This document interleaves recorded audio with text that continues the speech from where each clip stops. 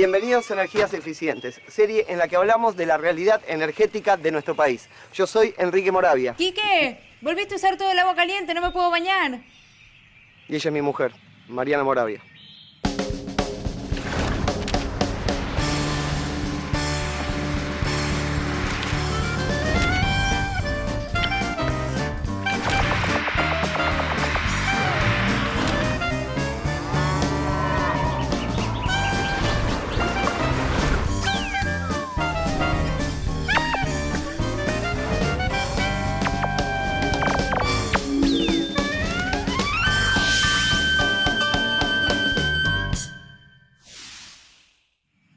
Estamos en la Ecovilla Gaia, en el partido de Navarro, a 110 kilómetros de la ciudad de Buenos Aires. Vinimos acá porque es un lugar ideal para desarrollar... Ideal para descansar, para relajarnos, para disfrutar de esto, de la naturaleza. No, Quique, no vinimos acá para descansar.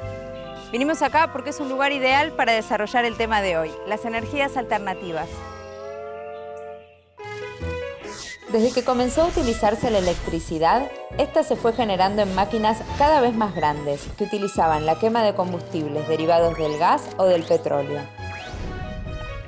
Luego se sumó la fuerza del agua y posteriormente la energía nuclear.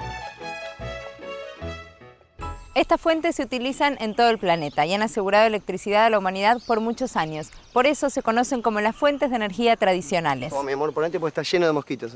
Entonces llamamos fuentes de energía alternativa a aquellas distintas a las tradicionales, como la solar, que aprovecha la energía de la radiación del sol, y la eólica, que usa la energía cinética del viento. ¡Quique, usaste todo el repelente! Bueno, vení que te doy un abrazo, yo tengo el repelente fresco, vení. Para obtener energía eléctrica es necesario transformar otro tipo de energía. Las fuentes de energía que podemos utilizar con este fin son varias. Están, por ejemplo, los hidrocarburos como el gas natural o la nafta. La fuerza del agua, o sea, la energía hidráulica, el carbón, la leña. La particularidad de cada una de estas fuentes de energía radica en su propia naturaleza. Por ejemplo, en el caso de la leña, la energía se debe a su constitución. O puede deberse a su posición, la llamada energía potencial, o a su movimiento, es decir, energía cinética. Entonces, para obtener electricidad que nos permita... ¿Qué haces? Tienes un mosquito.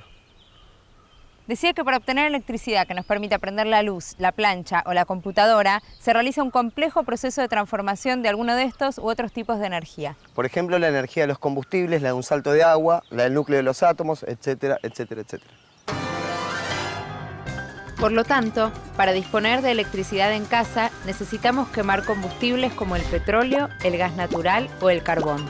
O bien, utilizar la fuerza del agua almacenada en un embalse o una reacción nuclear controlada dentro de un reactor. Pero también, en ocasiones específicas, se puede utilizar la fuerza que trae el viento o la energía que nos da gratuitamente el sol.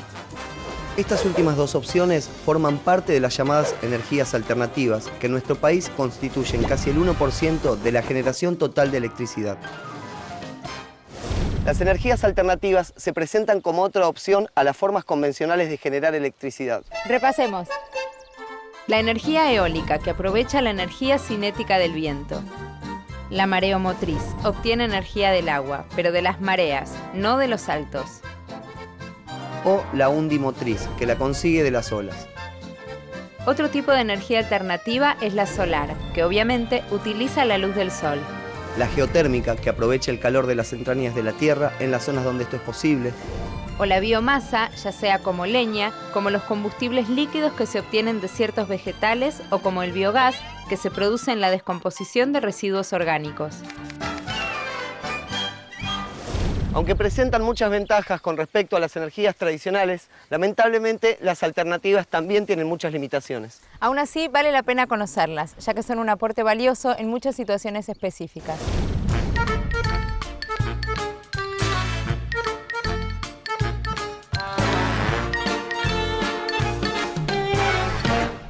¿Qué haces? Me estoy haciendo unas papitas al horno solar con un poquito de romero. ¿Qué vas a almorzar a las 10 de la mañana? No, las estoy poniendo ahora, pero seguro que para la noche van a estar listas. No, Quique, este artefacto está diseñado para capturar la energía solar y calentar su interior. Estas papas van a estar en menos de 1 hora. Solo hace falta un día soleado para cocinar cualquier comida.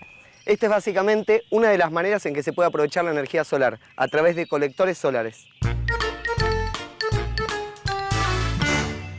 Así como ese colector permite cocinar, este otro especialmente diseñado brinda agua caliente a una casa. Estos colectores son cada vez más populares en el uso hogareño. Podríamos comprarnos uno, ¿no? Sí, están a la venta en muchos comercios. El sistema consiste en un circuito cerrado de agua que circula a través de una serie de tubos dentro de una caja negra. Dicha caja está cerrada con un vidrio en su parte superior como un mini invernadero. Dentro de esta caja se logran grandes temperaturas cuando incide el sol. Este calor se transmite al agua, que pasa por un intercambiador de calor similar a un termotanque antes de ser utilizada en el hogar. Si bien no se reduce el consumo eléctrico con el uso de esta tecnología en nuestros hogares, sí se pueden lograr importantes reducciones en el consumo de gas natural que usamos para calentar el agua. Ahí sale caliente de nuevo. Lamentablemente este aprovechamiento depende de las horas de sol que tengamos en el lugar. En un día nublado o de noche no podremos obtener nada de esta energía. Por eso es necesario complementarlo con métodos convencionales. El mismo principio de los colectores solares se utiliza a gran escala para generar energía eléctrica. Colectores compuestos por miles de espejos concentran la radiación solar en un punto llamado receptor, donde se calienta el agua u otra sustancia hasta convertirla en vapor. Este vapor, como en las centrales térmicas a vapor, es utilizado para mover grandes turbinas, que a su vez hacen girar un generador eléctrico. Estas centrales solares termoeléctricas necesitan una superficie de 10 a 100 veces mayor que la necesaria para una central térmica convencional. Y solo pueden instalarse en zonas muy específicas con un alto índice de irradiación solar y muchas horas de luz.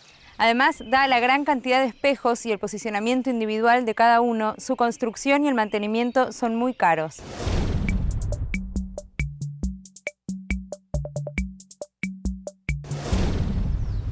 ¿Qué haces, Quique? ¿Estás calculando a ver si conviene una central convencional o una termosolar? No, estoy viendo cuándo nos puede salir que la parrilla de la vuelta de casa nos manda una tirita de asado. Quiero apurar el tema del almuerzo. Quique acá se come comida vegetariana y tenemos que respetar las reglas del lugar. Dame. Otra forma de aprovechar la energía solar es a través de los paneles fotovoltaicos, que son como estos, pero mucho más grandes. Los paneles están constituidos por varias celdas individuales, conectadas en serie a fin de proporcionar una tensión adecuada. Al recibir luz directa, estos paneles convierten la energía solar directamente en energía eléctrica. Por el momento no es razonable pensar en centrales eléctricas constituidas por paneles fotovoltaicos. La tecnología todavía no avanzó lo suficiente. Por eso el uso de estos paneles se limita a situaciones puntuales, como las de algunas comunidades aisladas del interior de nuestro país a las que no les llega la luz eléctrica. En esos casos, las empresas de distribución eléctrica instalan en las casas un panel fotovoltaico pequeño conectado a baterías.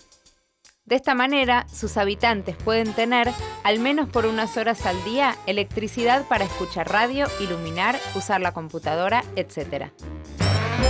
Hablar de la historia de la energía solar sería prácticamente hablar de la historia de la vida desde el comienzo. Sí, Quique, pero mejor vamos a contarla a partir del descubrimiento del efecto fotovoltaico. El efecto fotovoltaico fue descubierto en 1839 por el físico francés Becquerel. Recién en 1883 se construyó la primera célula solar.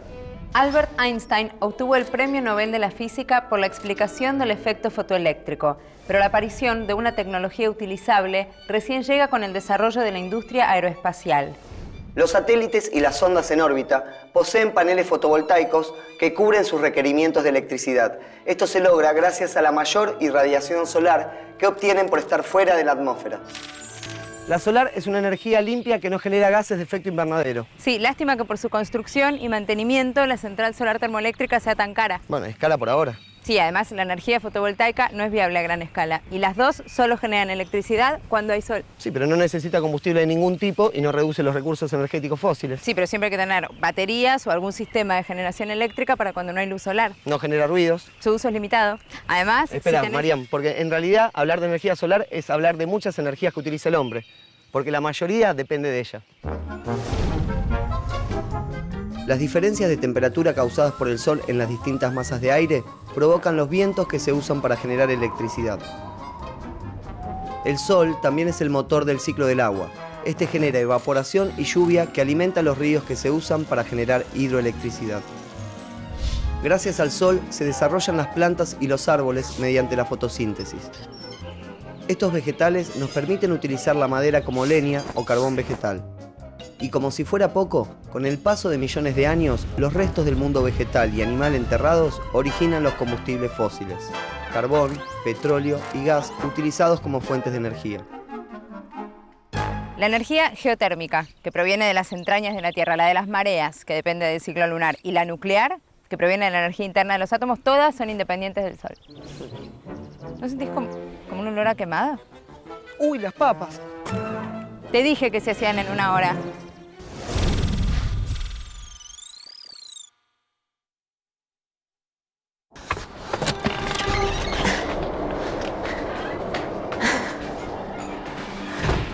Una de las energías alternativas más interesantes es la del viento, la energía eólica. El término eólico proviene del latín aeolicus, relativo a Eolo, dios de los vientos en la mitología griega.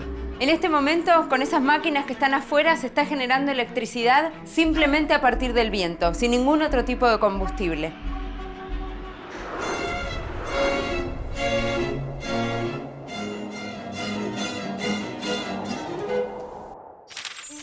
La fuerza de los vientos fue una de las primeras formas de energía naturales que aprovechó el hombre para desplazarse y a través de molinos moler granos o bombear agua. La primera referencia histórica del uso de los molinos data del siglo V a.C., en una zona cercana a Irán y Afganistán. A lo largo de la historia se han desarrollado diferentes modelos de molinos de viento. En la actualidad, el aprovechamiento de la energía eólica está orientado a la generación de energía eléctrica. Pero no por eso se dejaron de usar los clásicos molinos de viento de las pampas para bombear agua. Si estos molinos fueran reemplazados por bombas eléctricas, para obtener la misma cantidad de agua demandarían un consumo muy importante de energía eléctrica. Alrededor de 360.000 molinos en nuestro país permiten aprovechar una energía cercana a la generada por 130.000 toneladas de petróleo. Desde que aparecieron los molinos diseñados para generar electricidad, este tipo de generación eléctrica evolucionó de manera cada vez más eficiente. Los aerogeneradores son cada vez más grandes y sofisticados. Algunos son tan altos como un edificio de 25 pisos.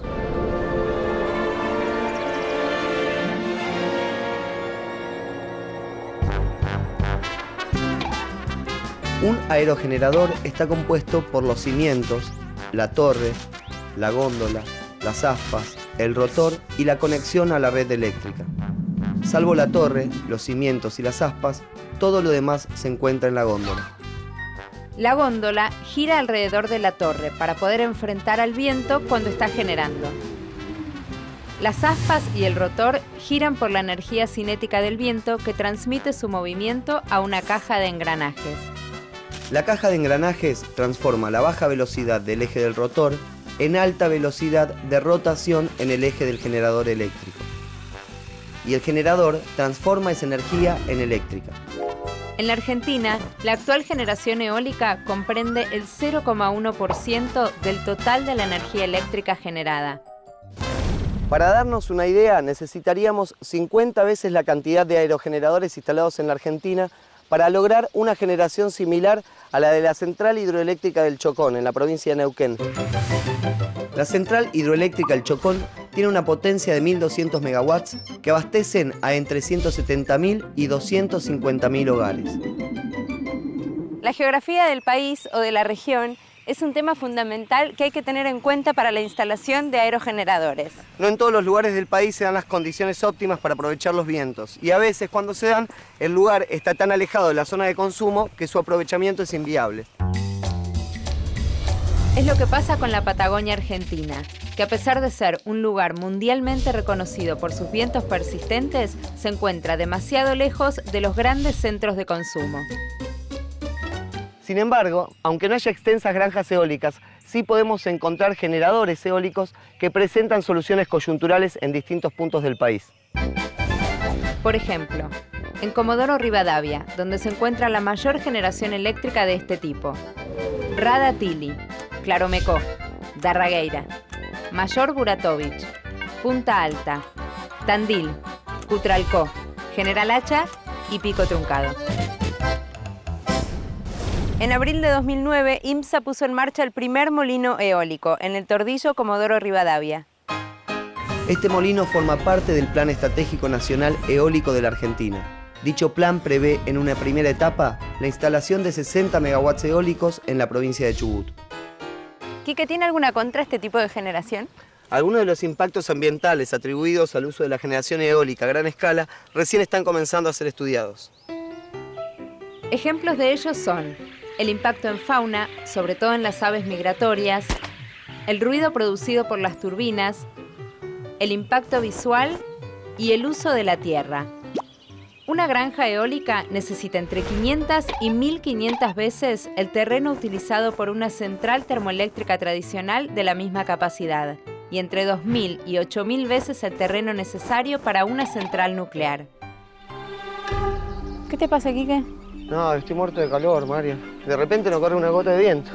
Otro factor negativo que aún no está resuelto por completo es la perturbación que pueden introducir al sistema eléctrico las variaciones del viento. Ah, sí, ese es un tema complicado. La energía generada depende de la velocidad del viento al cubo, de modo que una mínima variación de esta produce grandes cambios en la generación eléctrica.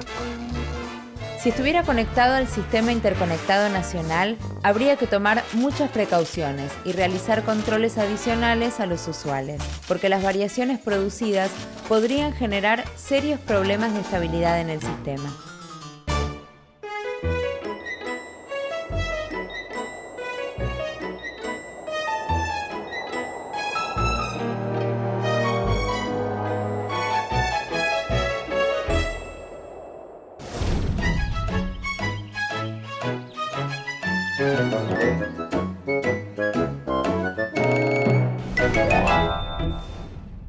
Tanto la energía solar como la eólica sirven para generar electricidad. Pero ¿qué pasa con el gas? ¿Cómo que qué pasa con el gas? Claro, ¿qué energía alternativa podemos utilizar para generar gas? Bueno, está el biogás, que es una mezcla de gas natural con otros gases que provienen de la degradación de materia orgánica. Cuando materia orgánica como el estiércol o residuos vegetales se fermentan en presencia de oxígeno, se genera dióxido de carbono, porque las bacterias que degradan esa materia respiran oxígeno y exhalan dióxido de carbono como cualquier animal. Ahora, cuando el proceso de fermentación se produce en un medio en el que no hay oxígeno, aparecen otro tipo de bacterias llamadas anaeróbicas, que no necesitan oxígeno y además de eliminar gas carbónico, expulsan otro gas, el metano. El biogás se produce en un recipiente cerrado que se llama biodigestor. El biodigestor tiene un conducto de entrada por el cual se suministra materia orgánica, como estiércol o residuos de mataderos, mezclada con agua. Los materiales que ingresan se llaman afluentes y los que egresan, efluentes. El proceso de digestión que ocurre dentro del biodigestor libera energía química contenida en la materia orgánica que se convierte en biogás. El conocimiento del biogás es muy antiguo. Se produce en forma natural, principalmente en los pantanos. Es por eso que al metano se lo suele llamar el gas de los pantanos. Al biogás obtenido en un biodigestor se lo puede utilizar como si fuera el gas natural que normalmente usamos para cocinar, calefaccionar, para algún proceso industrial, etc. Pero con la ventaja de poder obtenerlo en forma continua y aún estando en una zona aislada a donde no llegue el servicio de gas natural. Por otro lado, los residuos de los biodigestores son un excelente abono natural que permite recuperar suelos degradados por cultivos intensivos.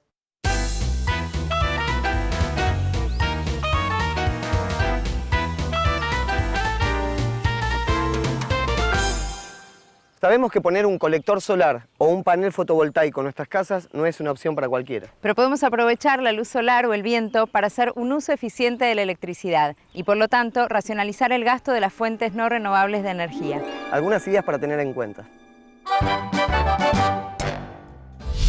Si arregla todas las ventanas, puertas y tambores de persianas mal ajustadas que puedan producir corrientes de aire, necesitará usar menos calefacción en invierno.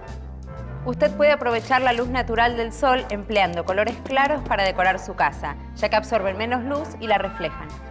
Al comprar una vivienda deberíamos fijarnos en las características térmicas de la construcción. Para mantener la misma temperatura interior, una casa bien aislada consume la mitad de energía que otra que no lo está. Algo similar sucede con la orientación de la vivienda con respecto al sol. En Argentina, las orientaciones nordeste o nor-noroeste son las que permiten un mayor aprovechamiento de la luz del sol en invierno y una más fácil protección del calor en verano. Si su vivienda no está bien orientada con respecto al sol, poniendo toldos en las ventanas, reducirá la radiación solar que entre por ellas. De esta manera será menos necesario el uso de aires acondicionados o de ventiladores. Por otro lado, ventilar una habitación lleva no más de 15 minutos. A veces, con solo abrir las ventanas, sobre todo las que se encuentran cruzadas, reducimos considerablemente la temperatura en nuestro hogar. Por último, tengamos en cuenta lo siguiente. Utilizar la bicicleta o caminar son actividades que ayudan a disminuir el consumo de las fuentes de energía fósil que se necesitan para producir combustibles. Y al mismo tiempo, el ejercicio nos hace bien. La incorporación de las energías alternativas puede ayudar a reducir los consumos de combustibles, a la vez que aumenta la generación de electricidad. Además, no generan gases de efecto invernadero, con lo cual no contribuyen al cambio climático. Sí, bueno, eso se puede hacer acá, pero no en todos lados. Los diferentes aprovechamientos de energías alternativas, por lo general, son mucho más caros que los sistemas convencionales. Sí, siempre lo nuevo suele ser más caro. Aparte, en nuestro país, las regiones propicias para la generación de energía eólica y solar a gran escala están muy alejadas de los centros de grandes demandas de electricidad. Por lo que hay que tener en cuenta que para llevar esa energía a los grandes centros de consumo se requiere de obras de transmisión de gran envergadura.